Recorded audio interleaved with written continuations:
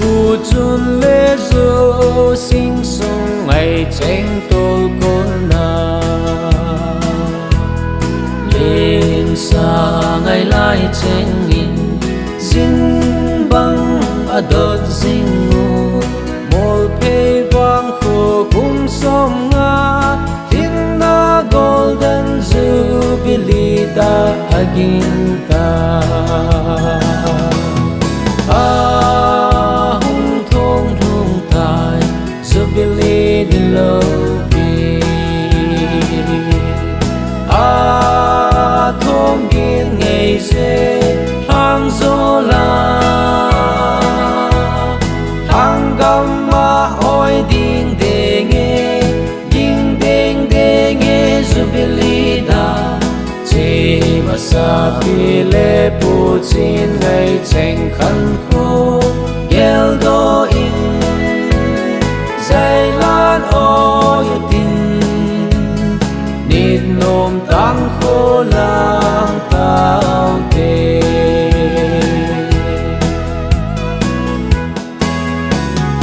agam lei ga so thing tin pa nam kim pa na mun a ping do e za pi ki ne na thei toi cheng phung bang na vu e mol pe van kho jubilee mun thong cha na hung rung ta hung thong rung tai jubilee di lo pi thong gin ngày se hang zo la hang gam ma oi ding de nge jubilee da che ma sa pi le pu chin ngày cheng khan kho gel do in zai lan o yu tin nit nom tang kho lang tao te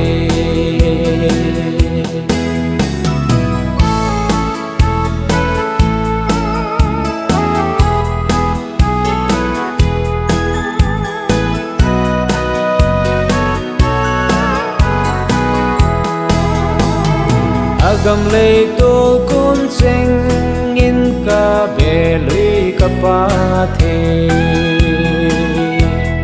khoi bang ka kai khom nào ho bu na phung hu e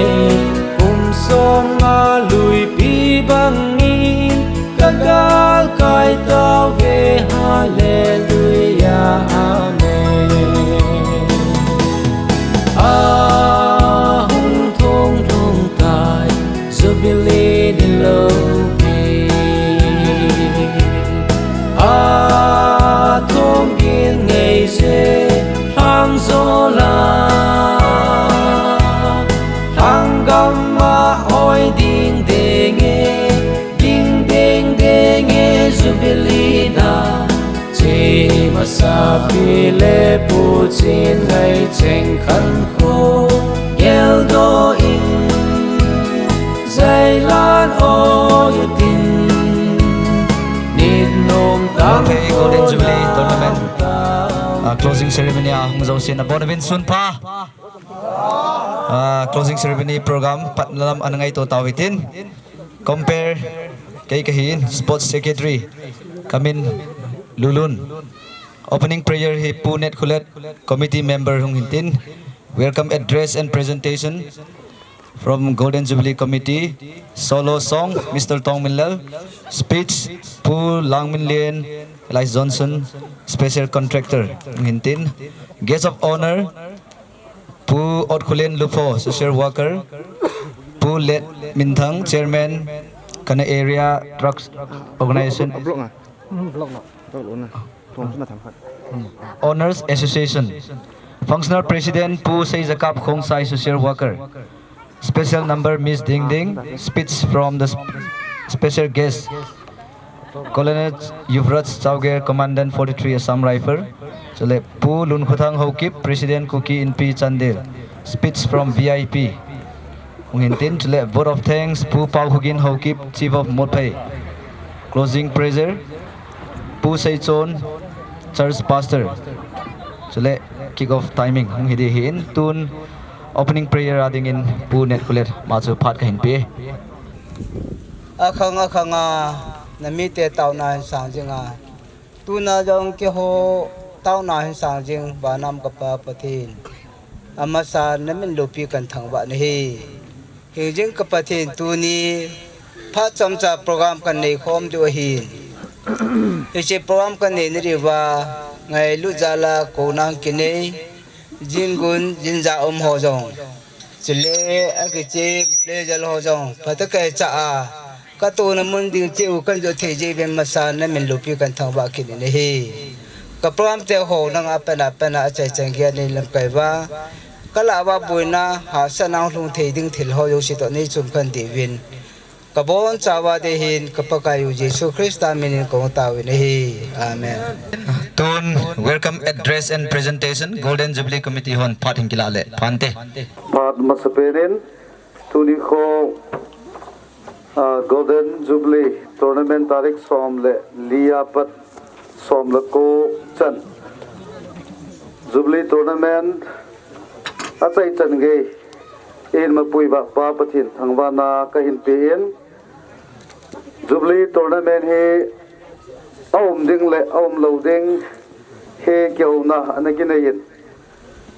dingin pha ki sain chudung zui chon ong ke lei pi in opening nia paden achai chan ge boina chu om puin tunia hong kai do finalist ni SFC hin aban le gamnom team club ho finalist yung hiutol hanin final a hin ai thei chanin anop na thei ta ithim na tei chanovin ki chemo ten aban teng le program khatang ki gon teng le imazo se he financial au ngai zin sumla pai lovin program ki gong thei puin sinadinga hen anakitim jin gun le jin za anakitim ho aba chief guest pulang mi le na hen aban teng le guest of honor pu ot khule na hen aban le guest of honor anina pu le min thang chairman truck owner association na hen aban teng le functional president pu sei zakap aban teng le special guest ten ye hin aban teng le zaum ta ngai lu dum ta sadelanga VIP adinga anaki team lekha anaki home pate pute alule gole pai ho Golden Jubilee Tournament lol hin theina dinga hongkang som ho zo si chunga kazana salam ka hin pe GP ham ka hepo e lo le ikimu to teng le ki zong hong zo lo ho a ko din zong ki ho la na chu aumin a hi zong le amuna ta hongkal song jingon jinja ho adi de no chunga ki pa thu ka hin se mulpai wangkho he neula in chun sports so anom jing thoben a hin ke ho khanga hin sports he aki ball be puin tukum Golden Jubilee Tournament he ngap zong ki ngap lo a hi ala khosung wang khosunga memorial adinga tournament he hung ki go nga hen tu chan chan ge hen boina khonte chu om puin alo theilowa player hong ki chip jeng le fan so cheer up ball ki ho ele khat tham khat ema teamin zo te le ti lunggel nei zia tham khat kinu mona neu chu aumin izong le buina sangta om puin participating team ho zo se na chung che wa ki pa thu ka in sei we hi chuin ten tu hen ka speech sui chanin hin cha ing ka tin presentation he kahin nei no moven apat nadingen asas hinlang do vinlang nan simnam ke masin biro pado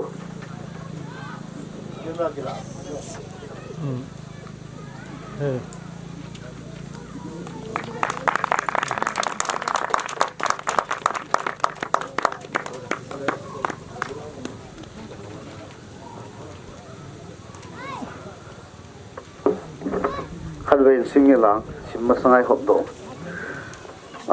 thu chang tham kan simdon kate Mulpay Village and Church Golden Jubilee Open Football Tournament 2026 1976 to 2016 memento. This memento is presented to Sri Langmilian Taitrung, Special Contractor, for gracing the closing ceremony of Mulpay Golden Jubilee Open Football Tournament 2026 as chief guest. Your presence and generous make the tournament grand success. Dated Mulpay 19 January 2026. Organizing Committee Mulpay Golden Jubilee 2026. Hinchuhin atang hozong hi ong kipele atusang hi kibangli tai amin bo se hi helde he. Guest of honor pu otkulen lupo ama he ke ho Jubilee zihin sound system podinga gari saktimana china anaupa hi akisukhain ya sulam kalanga ama mai na pu hi in ama he ole anu ine video hi time committee hoin abading guest of honor anina pulen mintang chairman Canada Truck Owner Association hichipi rodingen kaupa mamain yung nei piule pamente good day abanin functional president pa jong he iti lekha karne ki pion jing Golden Jubilee zo ding khone hi sain kahong zo to poi ai jong le tin kyo la na chom tain tu hen abanin sio pa jong he abuin ong thei to poin aban le pul hun kuthang president ku kin pi jong ka boi be se in kahong zo to poi tin cha hen donors donors tu chung tournament he trophy he koi in ipu do piule phajam ti cho ki gelen pa sei minthang chief of IC ama donation hi in trophy Golden Jubilee he ama hinpo donation hi in amazon lungsiten memento ki pathil pe kapi non ven hing la pile ki pamente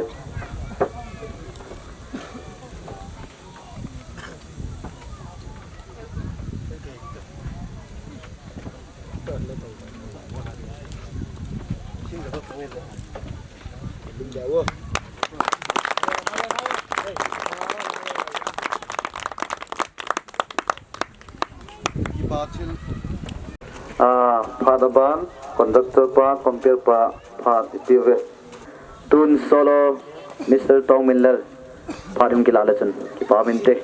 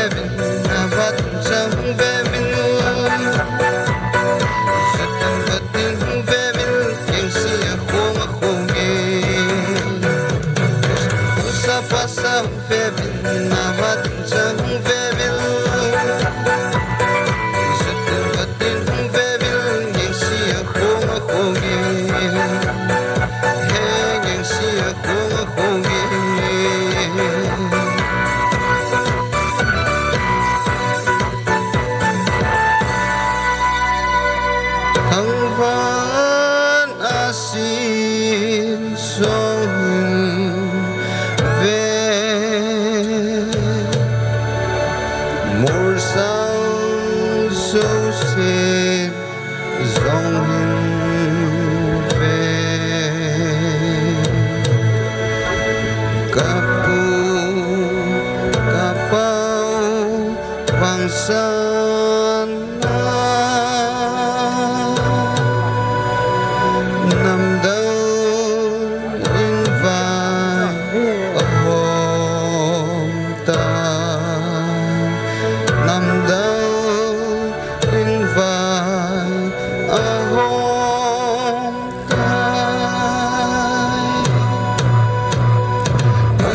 passa vevin navat sa vevin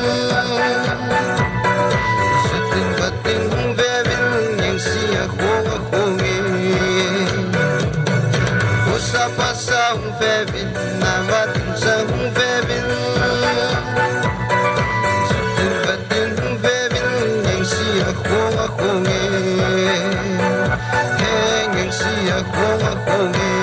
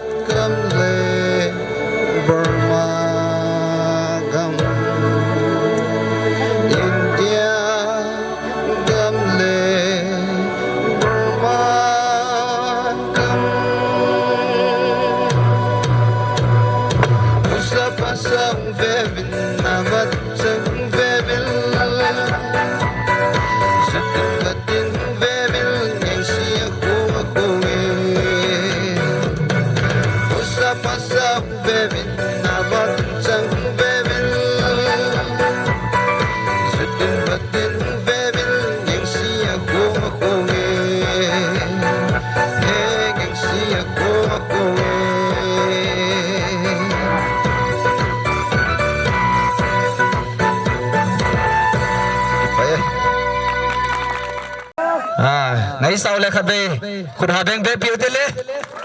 Ok, Mr. Tom Miller là ngày tạ nên xã bây giờ kịp ba bên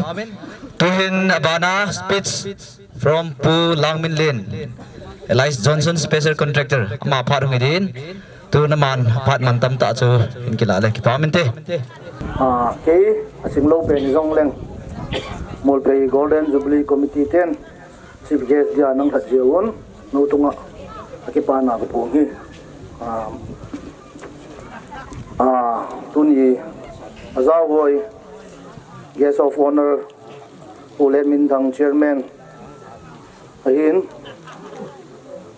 toale VIPs toale donors pa toale kusung house pu masapenin mazana salam kong bohi bol kita na pot pura atung ni ki hi jin ki ting si jong le anom ka hiya nang kumi tournament ja nang lajon avelen ki pa hi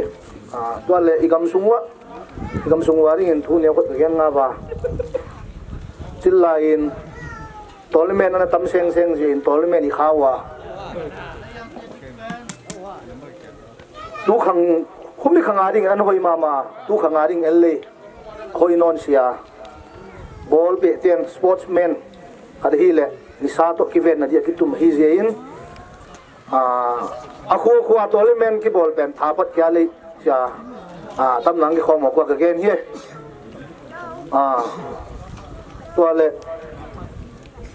bolung pe hon boli pele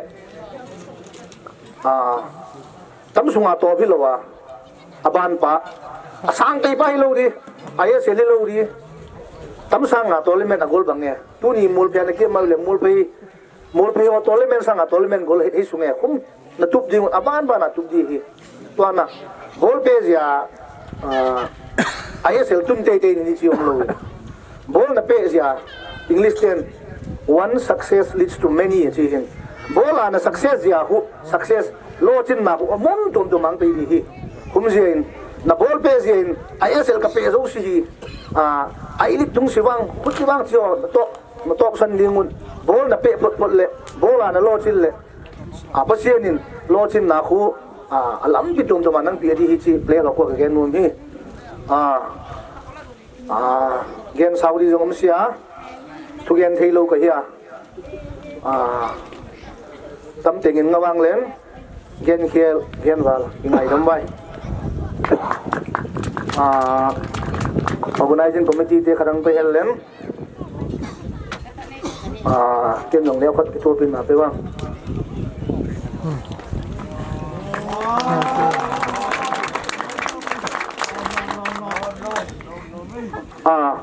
tuana artist tu abaza mul phaya tamba la sa sim nim ring tasia kum jen ken zong sil leo khat kapin na vi Deputy of Deputy.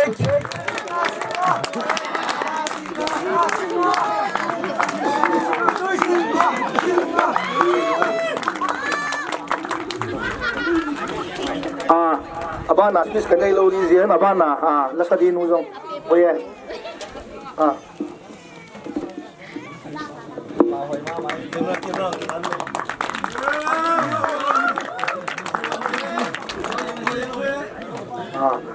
tâm tình cái việc kia cái bài nghe Okay. Speech pu lang mi lena konin ngai ta hi lo le zil do the gam sunga dinga phachom khatlani thuman loi sei pi ho chunga ki pamin chule organizing committee ho in ki thopi nau chunga avelin ki pathu kan second win pidyan khabe khut be pekinu te atwa hi guest of honor pu Ledminthang chairman kana area truck owner association aman phatin kila le ki pamin te final tournament na damna aroi par phai ti vein puyo pathian thangwa witin sedalan chun sports ahi dolhonin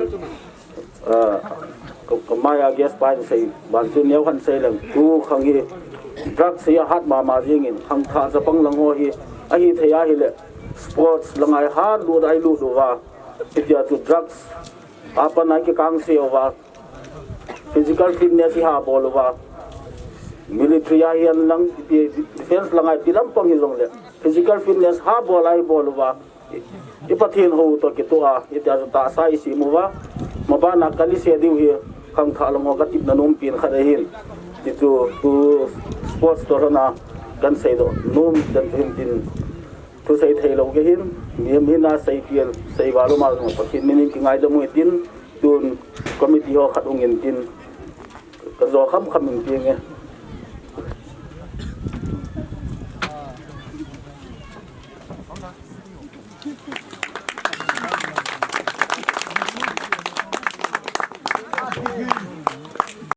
bullet mentan chunga ki pathu ka zen tu na banin special number Miss Ding Ding ang phatin kilo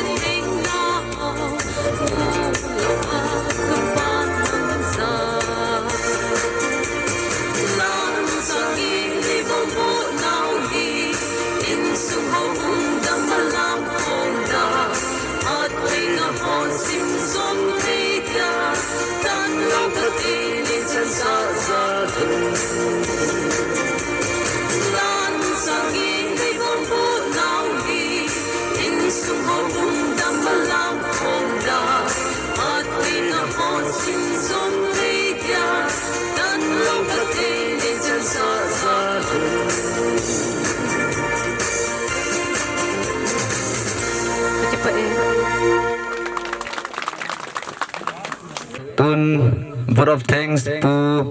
Pakhugin Hokip Chief of Molpei nangin phating kilala chun ki pawmente masa benin tuni ni ko ni la kum som ngal tin na Golden Jubilee Sports imano achai na ni ko final imu thei ta jiwen masan pathen kain thangwai nei abanin tuni final nia gesa apen pio chief guest pu Johnson Langmin Lien special contractor ahi in aban le functional president na amata sata hungha pulet min thang kana area truck owner association in aban le donors Jubilee Sports donor yung hapio IC sapu pu se min thang ho chu ang ki pathu kain seyin aban le ilaya hung to jo si himoro sapa pangam jang hin al chanu ya ho sapa pangam le hin e si jang ho sapu pu thang kho in aban le dalbu yang ho sapa pu thi khula la yin aban le kanan pha ho sapa pu thoma nga yin aban le khoi gono sapu pu pa ma le na yin sule khusung mi alam kai ho jo si le ong ki khom participating team jo si club ho a leader ho jo si na chung chewa ki pa thu kan se ye sports ki ball dan hi selang a confusion no mai theo hin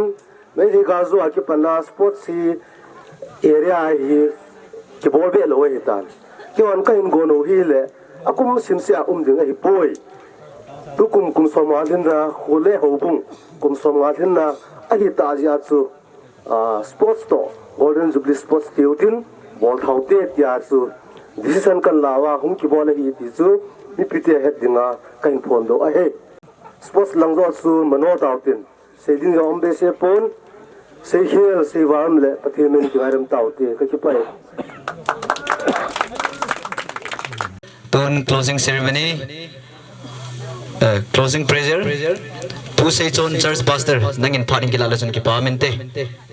Kaki pawi pakai namilung si nakachangawin phat masa somle li nia pana tunin chan gaya khosung hobung sung nang mani hin puiwa boina hasan namlo hila tu pha chan nei puilu jarwin nang ma kain thangwa masa pen win he e pa chita ki hanjun tuni programa jinhun jingun jam ta ho hin chuta le player ho hin amuna mai pai ta chu mitlam ho kahun ka bon ja kewa program kahin man naw phana chaina chan ge nei pilu jar jang na ma kan thawa be ne he chita ki hanchun tai hung kil ha do a pa sport final leisi na dinga leisi kol no ka bol naw he pa nang man nei la pi kitwa tunia he chaphat dama ka chai bangwa he player hoyong pa lungning ta a ki chip theiwa ta su lungning ta ka ki chai theina di bin tin phat chi sa nei ki thu piu naw ki pa thu kan seivin kam khoa pa tunia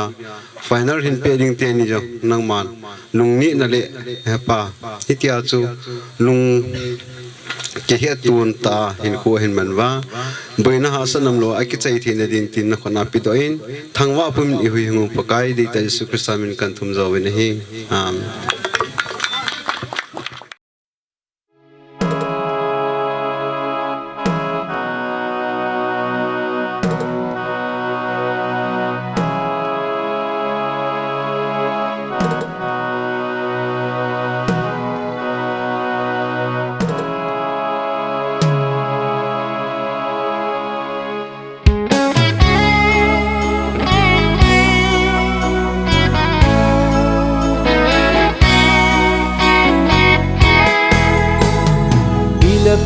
chun le zo sing song ai cheng tol kon na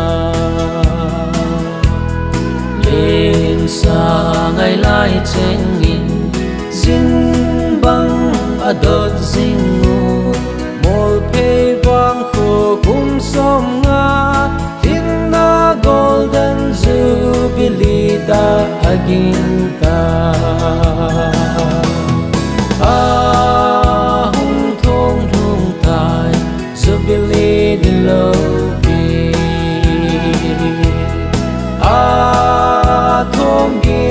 ngày dê hàng gió la hàng gam ma oi ding de nghe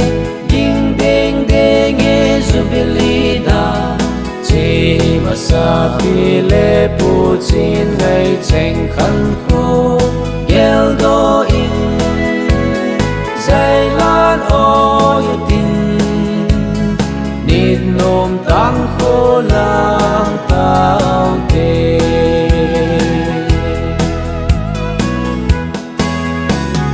agam lei ga so thing tin pa nam kim pa na mun a ping do e za pi ki le na thei tôi cheng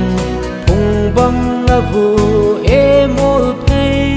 van kho zubili mun thong cha a hung rong ta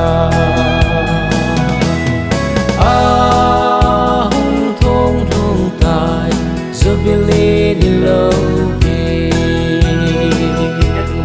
a thom kiên ngày dê hàng gió la hàng gam ma oi ding de nghe Zubili da chỉ mà sa pi lệ pu chín ngày tranh khăn khô gel do in dây lan oi tin nít nôm tăng khô lang tao tê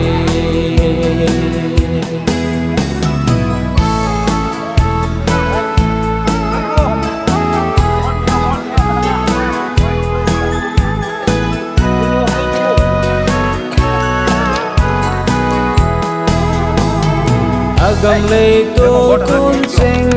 in ka be lui ka pa the khôi bằng ka kai khom nào hau bu na phung hu e song a lui pi bang in ka gal kai tao ve hallelujah amen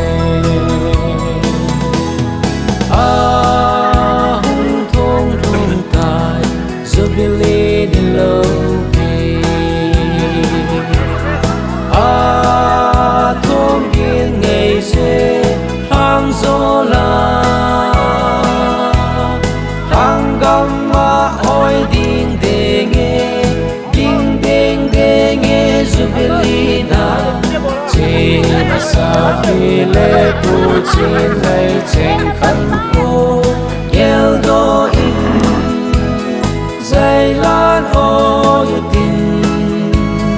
nít nôm tăng khô lang tao tê dây lan oi tin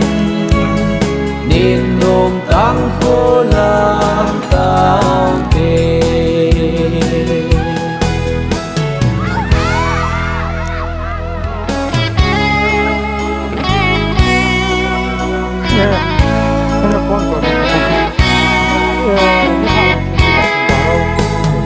Bila pu chun le zo sing song ngày tranh tol con na lên sa ngày lai tranh in zing bang adot zing nu mol pe vang kho kum som nga hinna golden Zubili da aginta hung thom hung tai Zubili di lobi a thom kiên ngày dê hàng gió la hàng gam ma oi ding de nghe Zubili da chỉ mà sa pi lệ pu chín ngày tranh khăn khô gel do in dây lan oi tin nít nôm tăng khô lang tao tê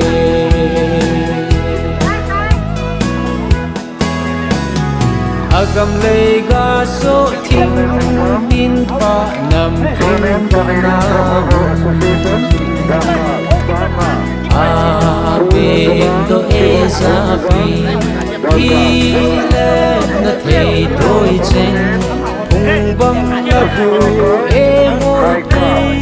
vang ko zubili mon thong cha a hung thong ta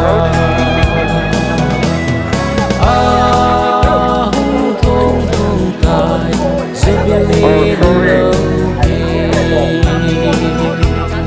a thong kin ngày se hang zo la hang gam ma oi ding ding e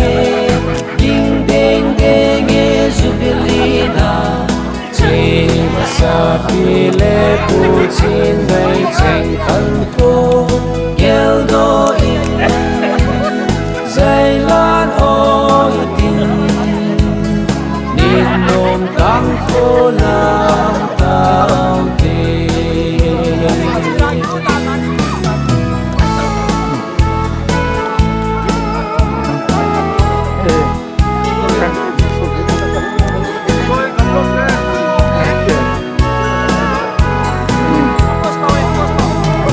agam lei tol kun cheng in ka be lui ka ba the oi bang ka kai khom nào ho bung na phun khu e som a lui pi bang ni ka kai tao ve hallelujah amen hung thong thong tai zubili din lo pi thong gin ngày se hang zo la hang gam ma oi ding ding e zubili da che ma sa pi le pu chin ngày cheng khăn khô gel do in dây lan oi tin nít nôm tăng khô làm tao tê dây lan oi tin nít nôm tăng khô làm tao tê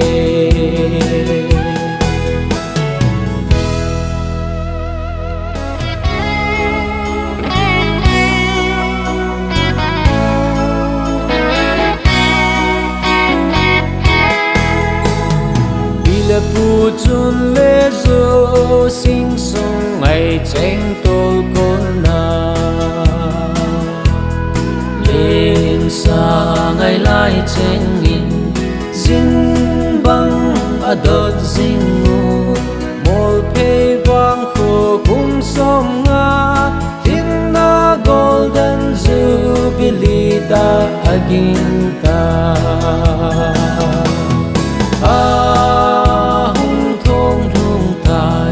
zubili din lo pi thong gin ngày se hang zo la hang gam ma oi ding ding e zubili da che ma sa pi le pu chin ngày cheng khăn khô gel do in dây lan oi tin nít nôm tăng khô làm tao tê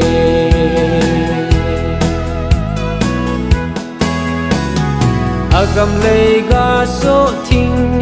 tin pa nam kim pa na mun a bing do ezapi ki le na thei tôi cheng ung bang la vu e mol pe vang kho zubili mun thong cha a hung thong ta a hung thong thong tai zubili di lo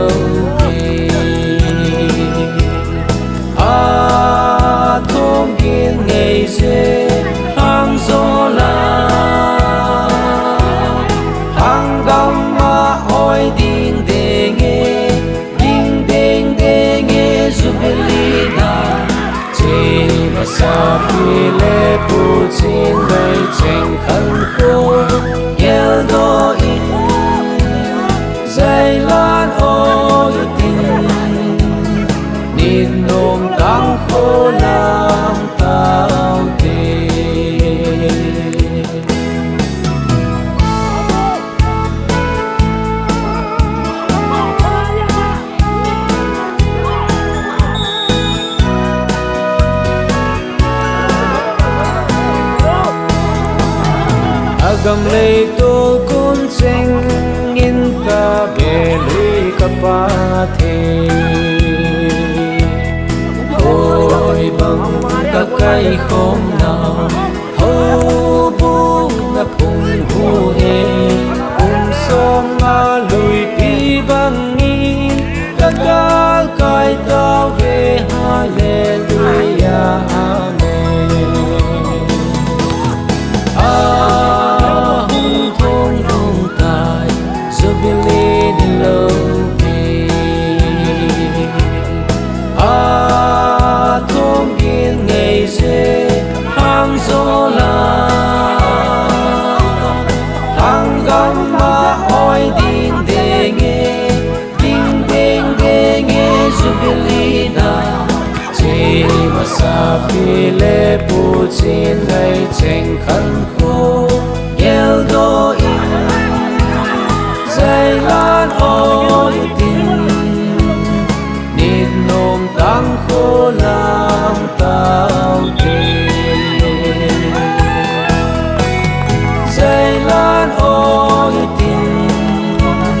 nit nom tang kho lam tao te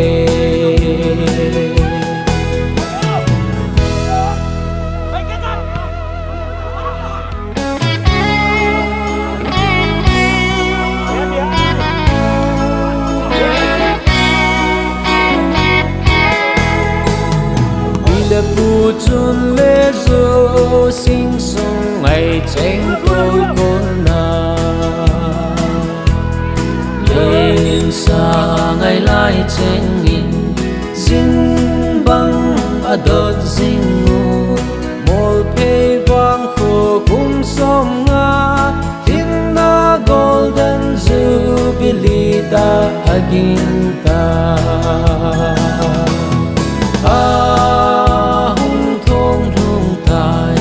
jubilee din lo pi thom gin ngày se hang zo la hang gam ma oi ding ding e jubilee da che ma sa pi le pu chin ngày cheng khan ko gel do in zai lan oi tin nit nom tang kho lang tao te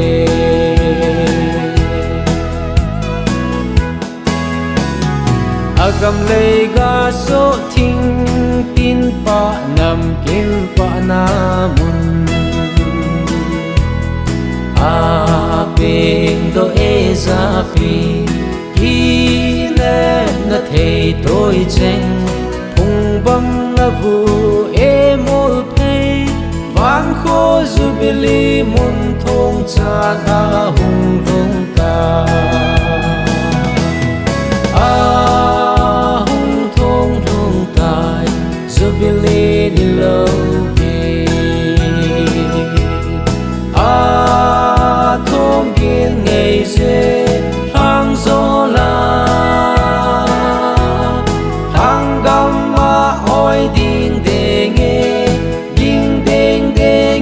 jubilee da che ma sa pi le pu chin ngày cheng khan ko gel do in zai lan oi tin nit nom tang kho lam tao te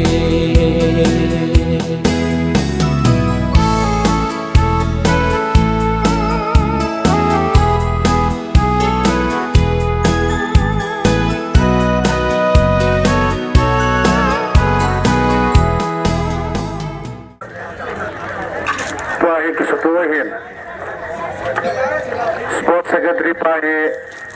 referee pangile ready sound ni ngahin e mazol si he amain ibol pio him na cho amai nga dio he hinking ai so ke lang individual prize yen lang team ai jong le hinking ai so ke bo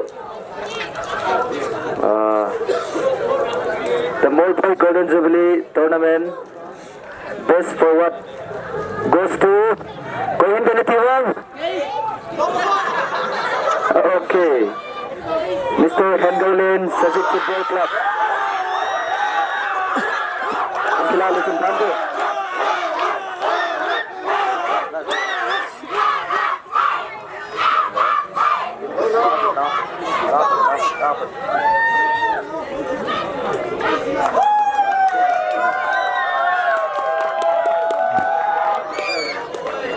Abana Multi Golden Jubilee Tournament 2026 top scorer goes to Infusion Gamnon Youth Club. Goal di Kobrena. Okay, next Multi Golden Jubilee Tournament 2026 best keeper goes to Kohidi Arigin Sarjan. Okay, Kakak Gamnon Youth Club.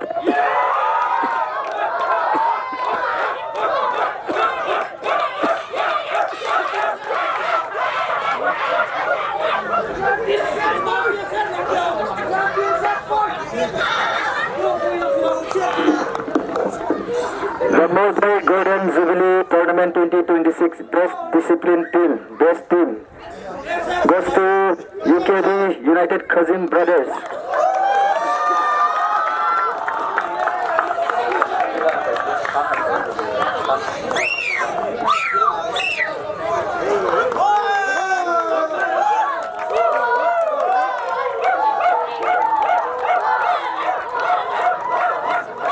Abana, the Multi Golden Jubilee Tournament Best Defender goes to Gogo jersey number 5 Gamnom Youth Club.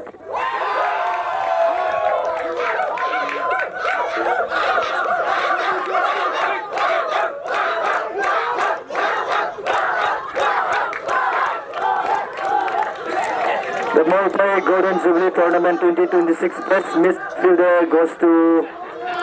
Jamila UKB Junior.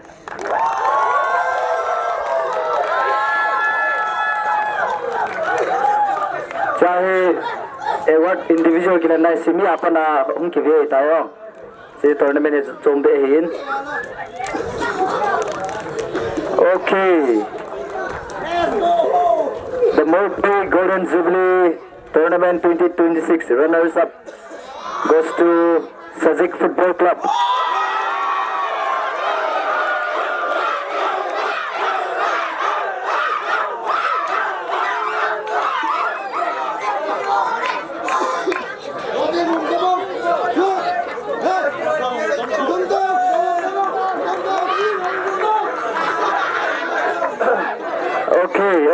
Okay. Banaya China hitain. The Multi Golden Jubilee Tournament 2026 champion goes to. Okay, champion Gamnon Youth Club team captain.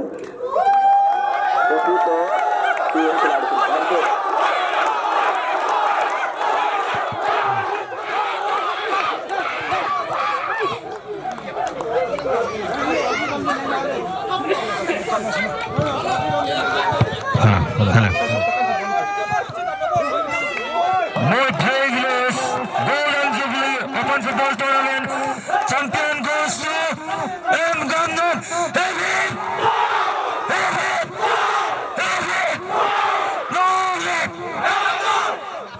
Thank you. Participating team finalist Danny Buinaum Lovini Kitsaven. Nachungcheva Kipatu Seven. Zingahi Kusumahi Golden Jubilee program kin Gonkanayoven. Sunting le program Jubilee program Dingahin. Nilhating le musical night. Dingahin Lasa invited artists James Arjun. Abanting le Maxim Intang. Aban le Pauboy Tautang. Amotumen Nilale. Program Nolina Dinga yung video hen. Ahong tayo sa nungutin. Limge sa nungutin.